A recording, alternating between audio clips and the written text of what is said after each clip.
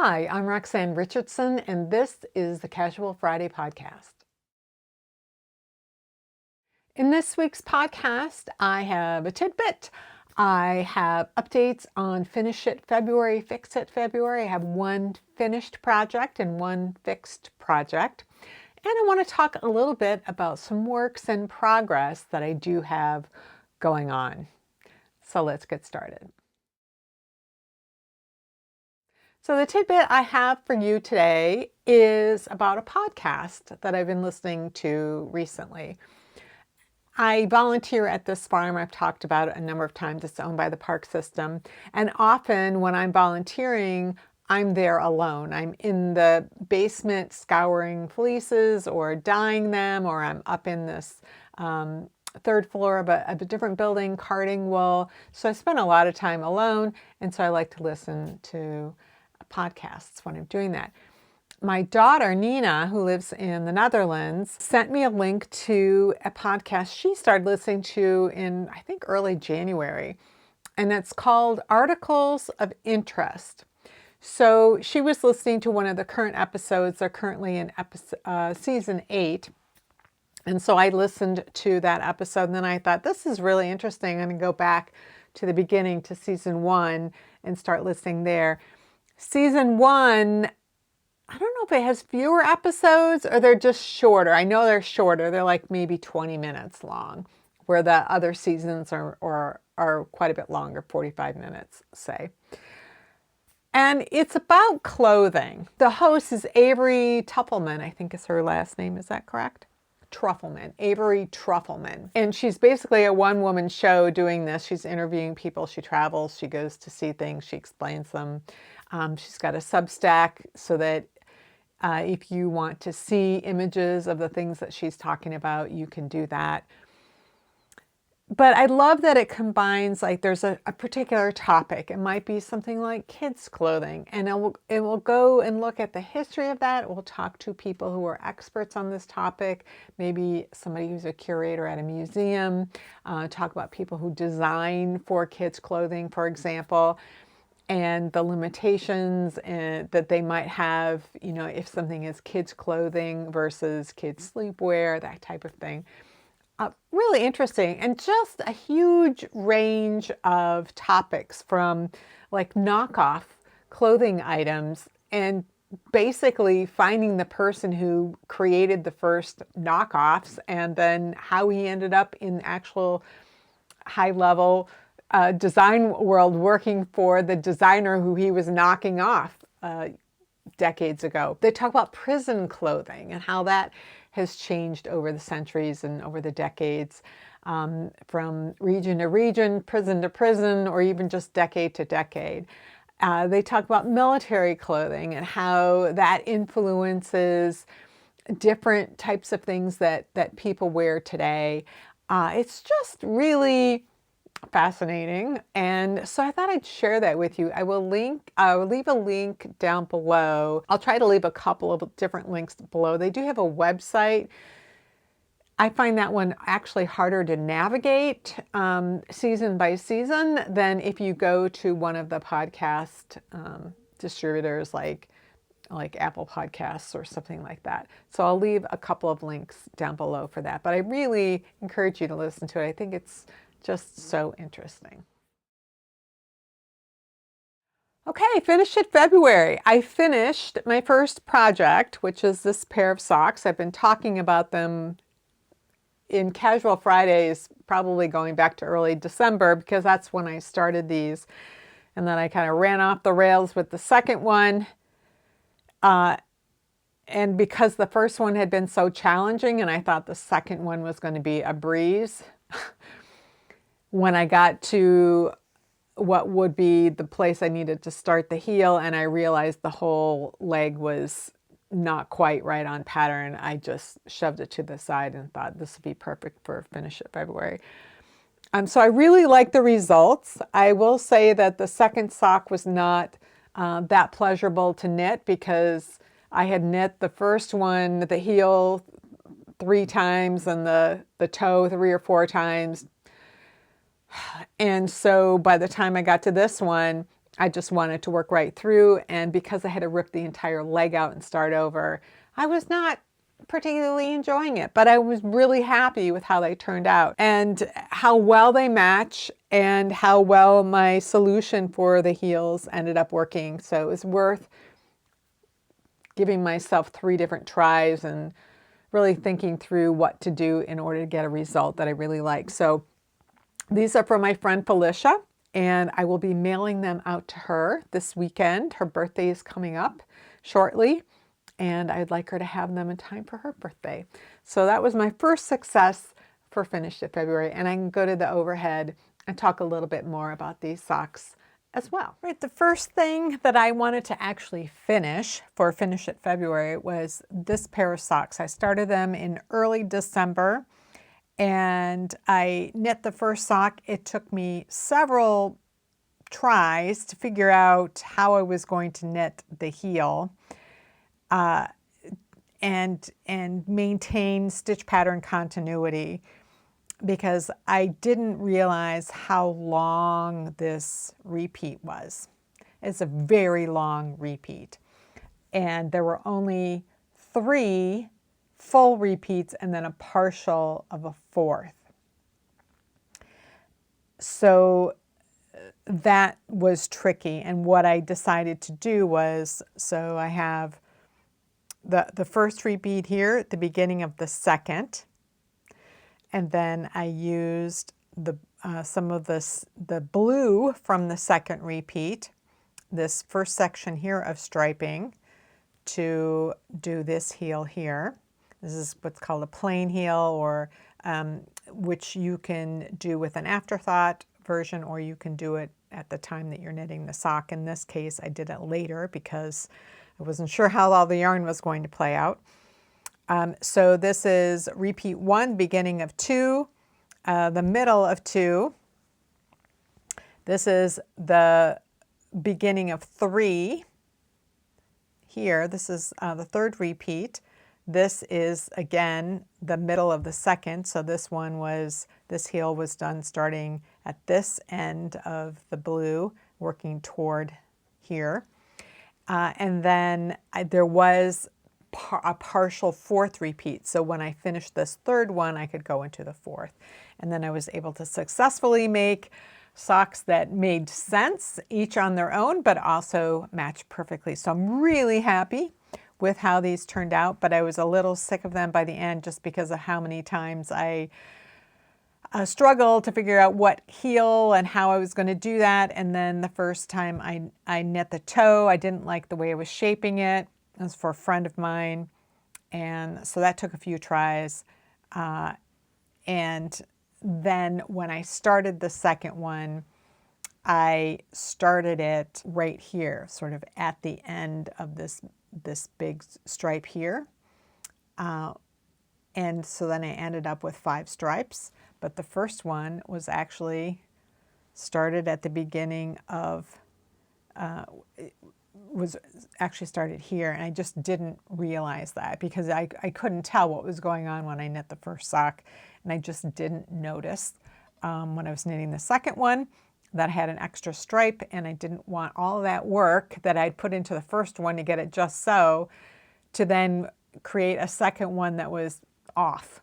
So that's why that one went into a timeout and why this ended up as a project in the Finish It February pile.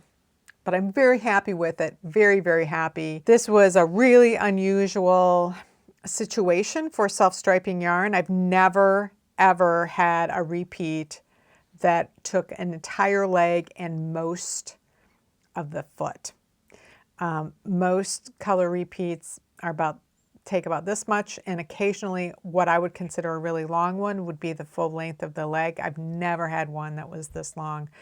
So this was a really unusual situation. 20 years of sock knitting, 50 pairs of socks that I've knit, and this is the first time I've run into this situation.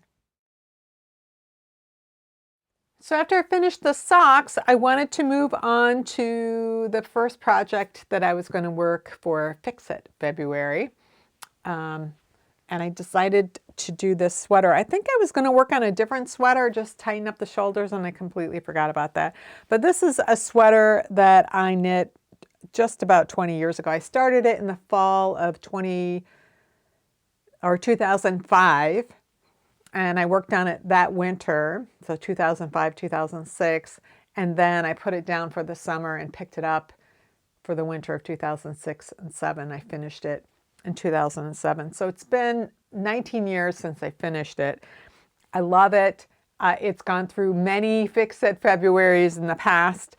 This time it needed some work on the cuffs. They were both frayed, and there were a couple of reasons for that. One was that because I had knit the sleeve to be more form-fitting than I ever had before, this was an experiment. The first time I was working the sleeves, I thought, these are deeper. I don't want them as blousy as this. I don't want them as blousy as I knit them in the 80s and 90s.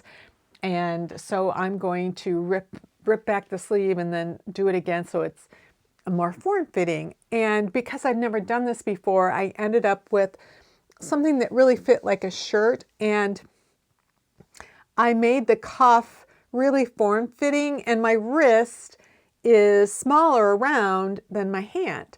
So trying to get it through there meant it would, put some strain on the bind off. So the sleeves were knit top down, and it was a standard bind off chain, and it was very close fitting. So over the years, it just put a lot of stress on that bind off edge, and both cuffs kind of popped at some point last winter.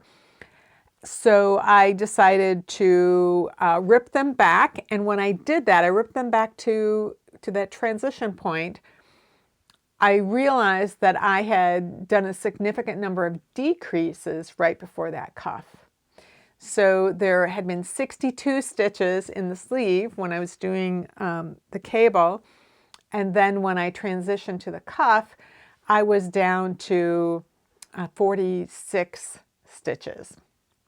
So that's a significant number of stitches to decrease. So what I decided to do a couple of things. One was I had knit this sweater not seamlessly, top down. And the idea was that once you got past, the armholes, that you could knit it in the round seamlessly. But I prefer knitting cables flat because wrong side rows are rest rows, and I don't have to think about whether it's a crossing row or not. And so I make fewer mistakes. I don't tend to cross a row early or a row late when I'm knitting flat, because a row early or a row late is a wrong side row. And crossing 2 rows early or 2 rows late is much more obvious. So that's my preference. But I decided that rather than re-knitting the cuff flat when everything else was already seamed, I would just knit it in the round. So I had 62 stitches. I needed a multiple of 4 for the ribbing. And I knew I did want to decrease at this transition from this cable right here in the center. That's a 10-stitch cable, and it's very tightly done. Every 2 rows there's crossing, so it's a very tight cable. And I needed to keep it to maintain the stitch pattern on either side so that there are purls on either side. So my choices were keep all 10 stitches, which would have really been too much fabric for that amount of width in that 10-stitch cable. Or I needed to decrease 4 stitches and have it go down to 6, which is what I had done originally. So I kept that. So I decreased those 4 stitches, and then I decreased 2 at the beginning of the round and the end of the round so that I would have a multiple of 4. So I was able to work it in the round, and then I did a type of sewn bind off called a half hitch bind off, which is, I will leave a link, I've done videos on this. Elizabeth Zimmerman called this the outline stitch bind off, or casting on cast off, but she did it in the opposite direction, and it was much more complicated than doing it the way I did it, which is the way that is described by June Hemmons Hyatt in Principles of Knitting. But the result is something that looks just like the smooth side of a long tail cast on. So that's what I decided to do for that, and so that I would have more room and it would be stretchier. And so mission accomplished. I have cuffs that will hopefully keep me going for another 20 years on this sweater. I do still have a little bit of yarn left. I've got this tiny amount of unused yarn, and then I have my original swatch for the sweater that someday, if I need the yarn from this, I can take it out and use it for that. But I'm really happy that I have this fixed. I haven't been wearing it this season much because I was worried about the cuffs getting worse than they were. So I'm really glad to be able to put this back into my rotation. I do want to mention one thing about what I did when I ripped back this cuff that had been in here for 20 years and had been washed many times, is it comes out like ramen, basically. And you can re-knit it like that, but the knitting always looks not as great, and then you have to hope that it's going to smooth out once it blocks. Sometimes I have seen it take a couple of times of blocking and making sure that the water is super warm when I do that. So what I did was, first I steamed it. I have a little hand steamer. I steamed it. That took the really bad kinks out. The yarn still looked kind of stringy and thin to me, where the original yarn is kind of plump. And so I soaked it in some warm water for a couple of hours just to let all the fibers relax and get back to their original state, and let it dry overnight. And then it was practically there was still a slight wave to it, but it was almost perfect in it, and it worked really well for knitting. So that's how I handle frogging. Some people, like if I had had enough yarn that had never been used, I might have just re-knit using new yarn, but because I have such a limited amount, I just used what I had already, and then just the last few rounds I added new yarn because I'd had to rip out a few rounds that were just scrappy and thin and had been strained. So I did reuse most of the cuff yarn, and then just used a small amount of original yarn to, where it probably needs the most strength, which is right at that bind-off edge. So it's been a few months since I've knit a sweater, and I was very happy for most of this winter so far not to be knitting a sweater. But as I was heading into finish it February, I saw that I didn't really have that many things I needed to work on in the month of February. I needed to redo those cuffs. I need to fix some cuffs on another sweater. I need to do some shoulder work, and then I needed to finish Felicia socks, just one sock, and then another sock that I have as in Tarsha sock that I'll be working on the second half of February. So that's not tons of knitting. Like there have been years where I've had 15 unfinished projects and I had to try to figure out what was I going to work on. I could fill the entire month.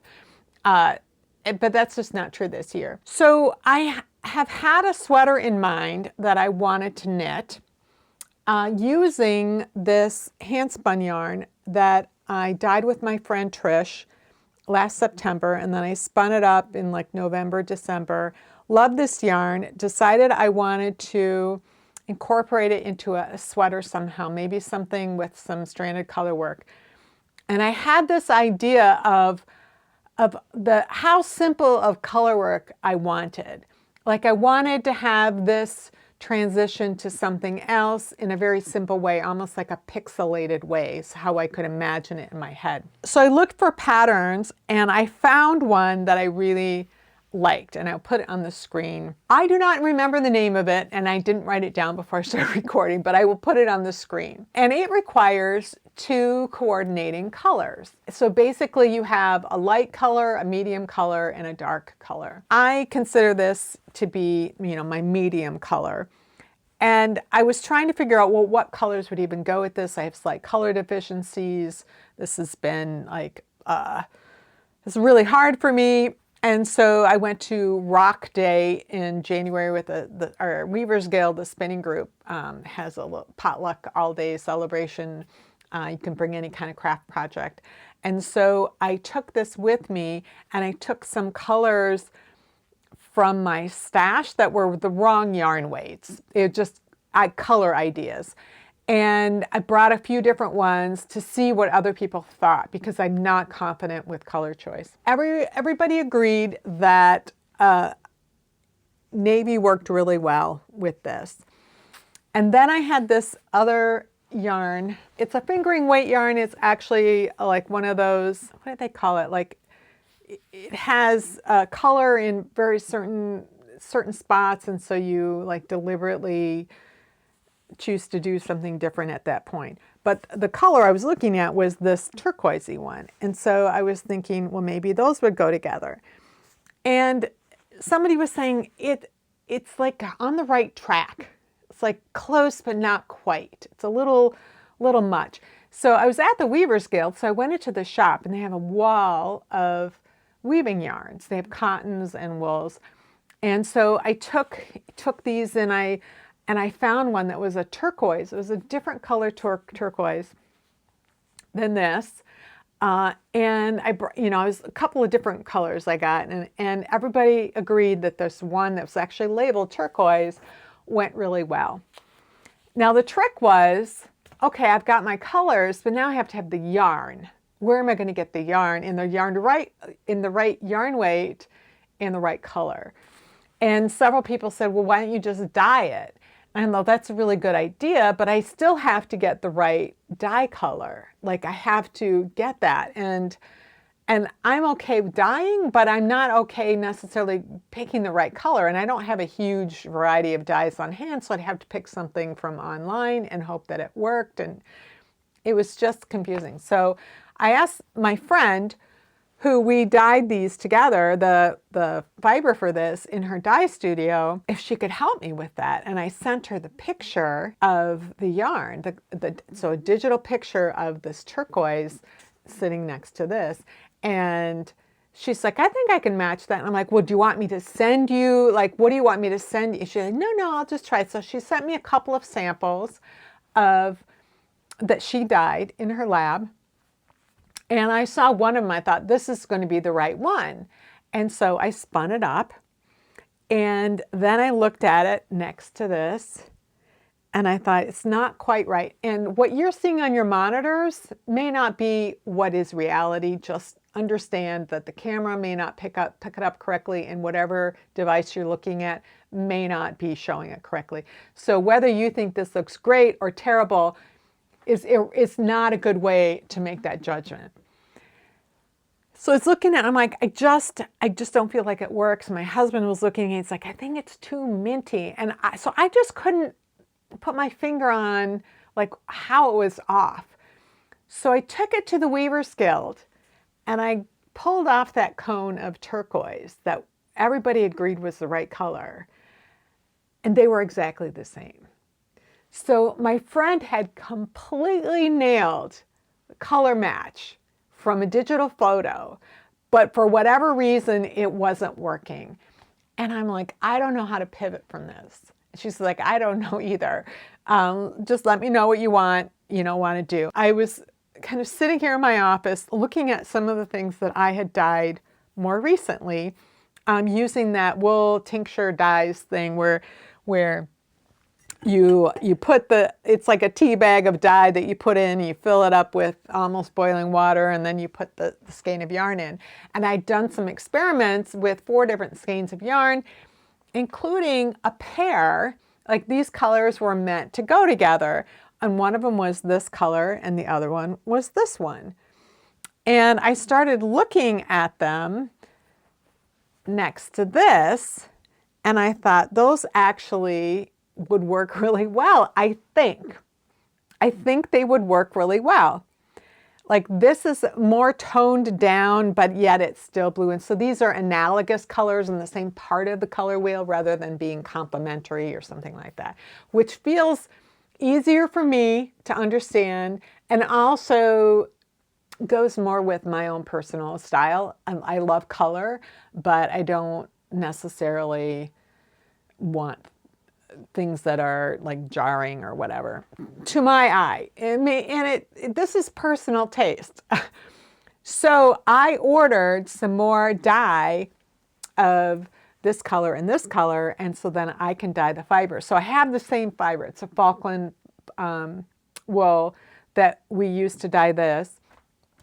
And she sent that to me, and I just got the dye the other day, yesterday, I guess. And so that's what I'll be doing this weekend, is dyeing that fiber, and then I can spin it up. But that's going to take a while. It's going to take me a while to spin all the fiber that I need for this sweater. And so I was really feeling antsy and wanting to cast on for something. And I mentioned in the last Casual Friday that I had purchased some yarn from a craft thrift store that was partnering with the Loose Ends Project. And so it was a bunch of yarn that a woman who had owned a yarn shop and had imported all this Finnish wool. She closed the yarn shop years ago, and so they had it all in storage. And they donated to the Loose Ends Project, who partnered with this craft thrift store to sell this yarn. And so I bought enough to make myself a sweater that had some texture. Normally I can make myself a sweater, if it doesn't have if it's not heavily cabled or something, somewhere between 500, more than 500 grams, but less than 600 in a worsted weight, DK weight type of thing. That's usually enough for me. But if I want any sort of cables, or if I want something, maybe if it's a cardigan, so you have the button bands, or there's more of a collar, any of that kind of thing, I'll need more yarn. So I bought 14 balls. They're 50 grams, so it's like 700 grams. So I bought that much yarn, and then I started looking for a pattern, and I found something I absolutely loved. It's called, what's it called? Alta. By Amy Herzog. It was published in 2018. And it's bottom up, my preferred method. I will knit top down. The sweater I'm going to use for this hand spun is top down, but I prefer bottom up. And pieces, because I like knitting smaller pieces. I don't like having the whole thing on the needles at the same time. I will do it if there's a good reason to do it, but it's not my preference. So I got this pattern by Amy Herzog, really liked it. It has quite a few cables, but it's not overwhelming. It's just the right amount of cables, and I didn't have enough yarn. So bummer. And I didn't want to keep buying patterns because you can't tell. You look in, it says yarn requirements, and it gives you this range, and sometimes they'll tell you specifically for different sizes how much you need, but I just didn't want to buy more patterns. I have this library full of books. So I did a Ravel research of my library, looking for sweaters with texture and set-in sleeves and whatever.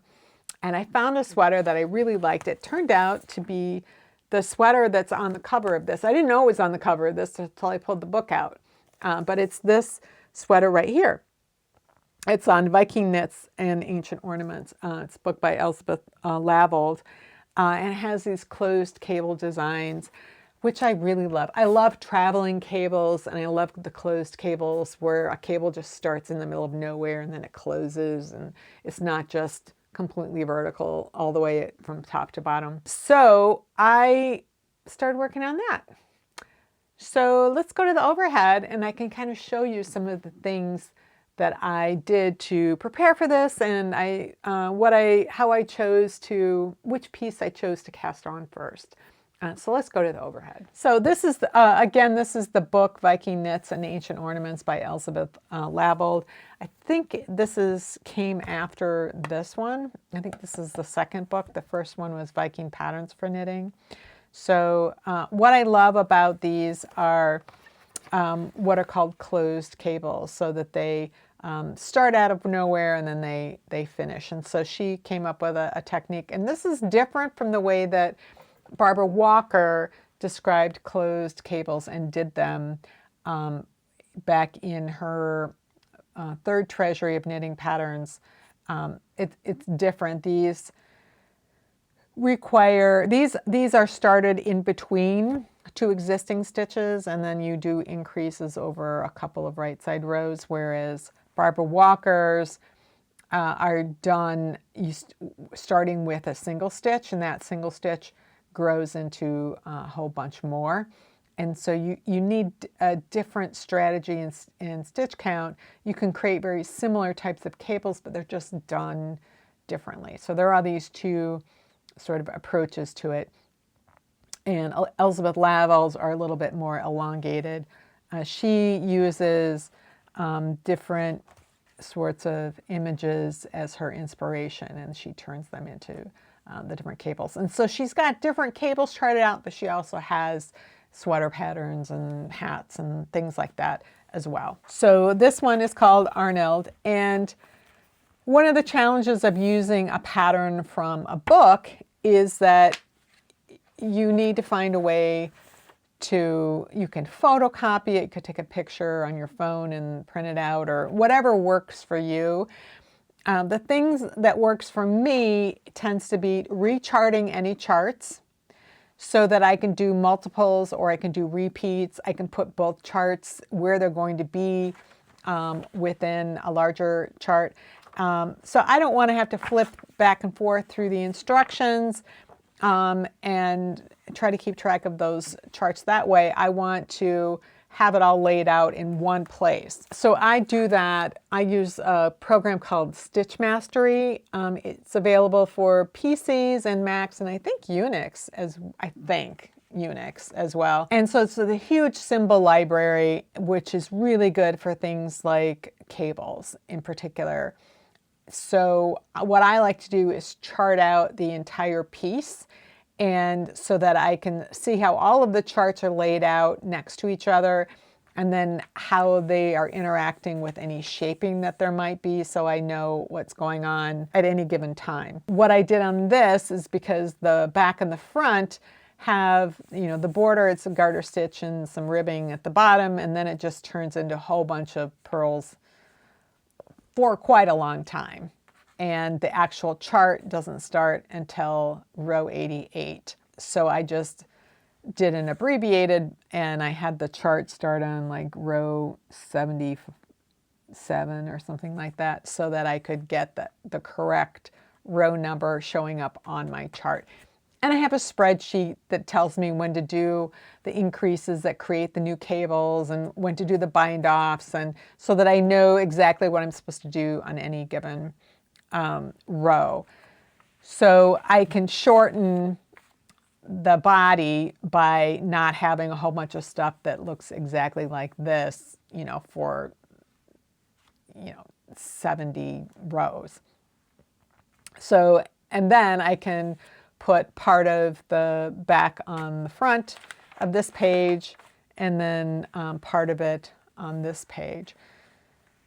So this is the front neck, and this, I had to go back in, this was too deep. I had to take out about 10 rows here, but this is basically, the front is going to be a bit of a scoop, and then there's this collar that gets picked up, and the back looks like this.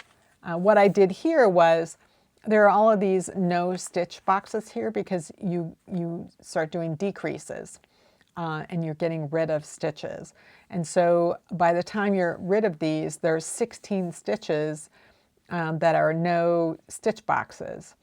And so after this point, I'm done with the cables, and so I just brought in the edges by 8 stitches so that I could have everything cleanly going up here. And this shows me where I'm putting slipping stitches onto yarn, because they're not having me bind off, where my short rows are, and then when I'm actually binding off. So this is what I use, and then I use this in conjunction with a spreadsheet for me to keep track of how many stitches I should have, or when I'm supposed to do my shaping, and exactly what I need to do. And then I know my total stitch count, and as I'm working through a ball of yarn, I can see how many stitches I'm getting through, getting per ball of yarn, that kind of thing. So these are all things I do as I'm preparing. I did several swatches. It's calling for a very different yarn than I'm using. It's calling for this yarn that's Elizabeth Lavel's own brand called Silky Wool, and it has a lot of yardage per 100 grams. So it would be a very lightweight sweater in terms of how much it actually weighs. and I'm using the superwash standard 4-ply type of yarn. And I was pretty sure I wasn't going to use the needle that they called for. So I did a swatch using the needle size I thought I was going to need, and then a larger one, and washed the swatch, let it rest. And I could see that, yeah, this was the needle size that I was going to need. And then I wanted to do another swatch, because you're going to say, well, that's not enough to know what your row gauge is. And it's not. I just wanted to know what needle size I needed. And then I did a swatch with the cable so I could familiarize myself with the cable. And this marker is showing where I made a mistake. It gives me an indication of where in the chart I'm going to have to keep an eye out for when I'm likely to make a mistake. So there are two of these cables on like the front, or maybe even on the sleeve, but they're mirrors of each other. And most of the time you have a 2-stitch knits crossing when they're moving across 2 purls. But then there are times when those 2 ropes meet each other and one has to cross the other. And if it's crossing to the right in one of these cables, it's going to be crossing to the left in another. And they alternate as you go up. So this one's crossing left, this is crossing right, this is supposed to cross left, and this is supposed to cross right. And I looked at this and I'm like, oh, okay, so I have to watch out for that. And I also know how to keep an eye out because like most cables, traveling cables, not all of them, but most of them, when you have something like this going across and interacting with other ones, they're undulating. They're going over, under, like that. And so when it comes time to cross something like this, I might look at the chart and go, yeah, this is supposed to cross left, and then for whatever reason, I might make the wrong motion. But I can confirm by looking at this, like, okay, this was to the right, this has to be to the left, because this one here has to be on top. Like I can do some other things to get myself not to be confused with right and left. So I did all this. I thought my row gauge was going to be a little bigger than the pattern called for, but I was a little confused by what was going on. So I decided to, I wasn't convinced that the row gauge was what I thought it was. So I decided to start with a sleeve. And this is one of the beautiful things about starting with or working something that is bottom up in pieces is that you have the choice of working something that's smaller that you can use to confirm your gauge. And so this sleeve, for one thing, it had the cable starting right away, and then there were no increases for about 6 inches. So I could confirm my gauge.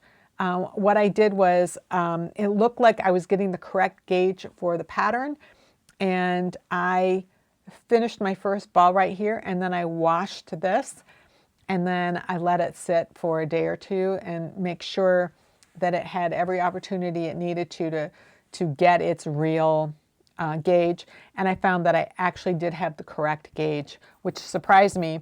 I thought I was going to have to recalculate everything. I did recalculate everything, and then I had to undo all that.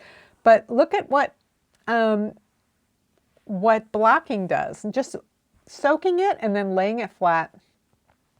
Look how smooth and beautiful this is, and then how kind of rumpled this is. I didn't do anything special. I just soaked it and squeezed out the water and then laid it out, and it just looks so much nicer. So I did I did a sleeve first, and now I am working on the back. So on this piece, I really needed to make sure that my row gauge was correct because the cables start much higher and they have to end before the neckline, not just on the back, but on the front, even a little bit lower. So I needed to make sure I knew what my row gauge was so that I could start the cables in the right place, have the bind-offs in the right place, have everything end with the armholes in the right measurement. And luckily, I do have the correct row gauge. Everything looks really narrow right now because it's not washed and blocked, so all of the ribbing wants to stay closed. But it will block out correctly to to the right width once it's been washed and the fabric is relaxed. But I'm really liking this so far.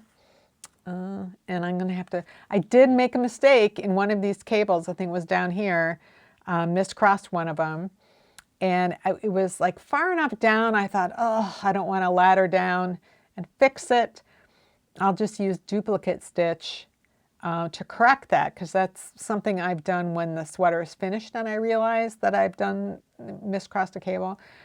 I didn't love the job I did with the duplicate stitch, so I took it out and then I laddered down. It was about 14 stitches, and I laddered down for, I don't know, 10, 12 rows or something like that, and then just fixed everything and knit everything back up on double pointed needle. And it looks much better. I don't remember which cable it was, but everything looks correct. That's under, over, under, over, under. And that's under, over, under.